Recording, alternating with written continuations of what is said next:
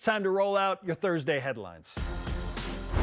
BYU women's basketball had a midweek bye this week before playing at number 4 K-State coming up on Saturday. But last night was a wild night on the women's side of Big 12 basketball with surprise wins from Cincinnati over Oklahoma State, Kansas over Iowa State, and Oklahoma over number 10 Texas. So let's take a quick look at the Big 12 standings up top. K-State, they are so good. Again, they could win the national championship, just like Houston could win it on the men's side. 100%. K-State is fantastic. BYU coming in at number 10 at 2-5. And coming off a win, they've had a full week in between games, so they'll be rested. We actually head out to Manhattan tomorrow and then play on Saturday afternoon. BYU's 2 wins against the current 7th place team, Texas Tech, and the team they're tied with in 10th place, Cincinnati. Again, the goal for BYU women's basketball is to finish higher than they were projected in that preseason coaches poll, which is number 11. To do that, they're probably going to need to win 6 games. The road ahead is tough, for sure. BYU men's and women's swim and dive have earned Big 12 weekly awards for their performances last week.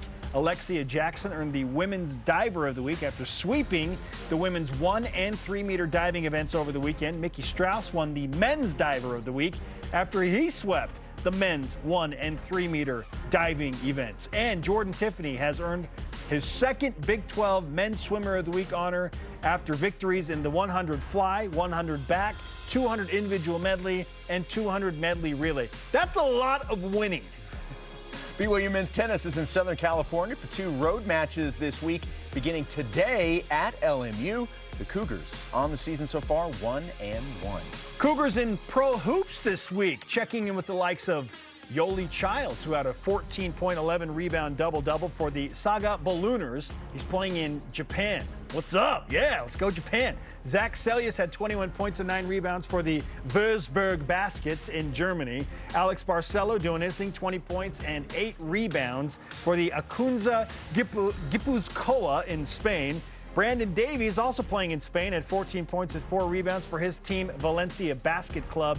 And Elijah Bryant, remember him? NBA champion, Milwaukee Bucks. Scored 6 points, dished out 7 assists, and grabbed 5 rebounds for Anadolu Efes in the EuroLeague. And Daniel Summerhays shot a 5-under yesterday at the Bahamas Great Abaco Classic on the Korn Ferry Tour to finish 7-under for the tournament and finish tied for 4th. Those are today's headlines. Now some opinions in the whip. Cougar Whip Round presented by Maersk, your e-commerce logistics shipping partner. All right. Kansas State head coach Jerome Tang last night said after the loss to Iowa State that, quote, there will be teams in our league that are a better NCAA tournament seed than they are in the Big 12 tournament, end quote.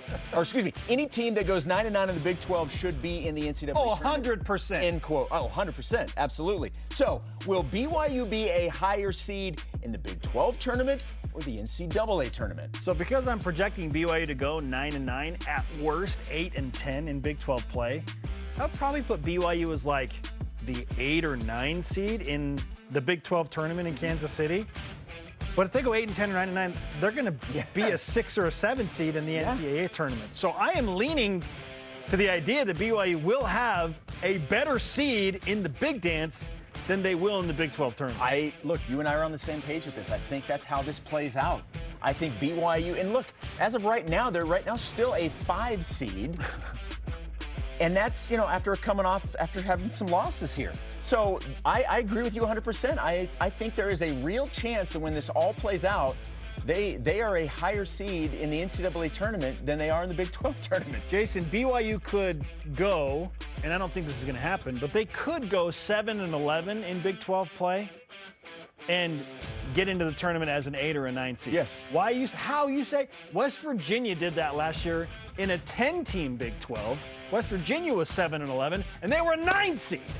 Like, this is just how it works. And 7-11 might actually get you better than the 9 seed this year. The conference is ridiculous. I'm so glad we're not the WCC anymore. Gosh. Alabama hosted Auburn last night, rivalry college basketball. Alabama's arena had a lighting issue at the start of the game. In quotations for our radio listeners. And after Auburn won the tip, Auburn made a 3 on the first possession. So it's like, oh man, the lights are not working right. Auburn just made a 3. Let's just go ahead and shut it down. Yeah. They put the game into a delay. After that, Auburn missed their next 9 threes before halftime. Okay? Was this a rivalry accident? Again, quotations. Yeah. No. I mean, look, I'm sure it was, but it just looks really strange in a rivalry game. Why start the game at all? If the lights are out, why are you tipping this game off? And then Auburn goes up 3-0. They're like, nope, we don't like that start. Shut it down. Like, wait a minute. They made the shot? All right, we're done. We're done. That's crazy. That's pretty funny. Yeah, it is. All right, the Big 12 released the baseball preseason awards yesterday. No BYU players were featured in that poll. Will BYU have a player on the all-conference team at the end of this season? Gosh, I hope so, Jason. Yeah. I hope so. I don't know. The Big 12 is if you don't know, the Big 12 is a loaded baseball conference. Absolutely. So good. It's not quite what Big 12 basketball is, but it's pretty close, Jason. Yeah. It's pretty close. It's going to be tough. Like BYU is going to have somebody do something absolutely spectacular, and it probably won't be a first teamer. It'd be like a second team player.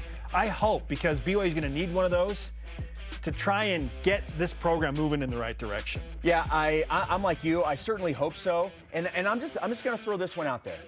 And if Colin Reuter, if Colin Reuter can be healthy this year. Because he's BYU's catcher. Yes. He missed last year. Yes. He had to sit out because of an injury, an elbow injury. And people don't know. No, this guy is a special player. If he can stay healthy, what he can do defensively behind the dish and at the plate with power, I think he has a chance. He's the one guy that immediately I thought in the back of my mind, maybe Colin Reuter can do this. Who's BYU's pitcher that can get on this list? Who's that guy? Because it feels like BYU's going to need that guy to frankly be able to compete. Yeah, that's the talent. Talent is not going to be the issue with BYU baseball. They've just got a lot of new guys. They're going to just kind of have to find their way a little bit. All right. That wraps up the whip.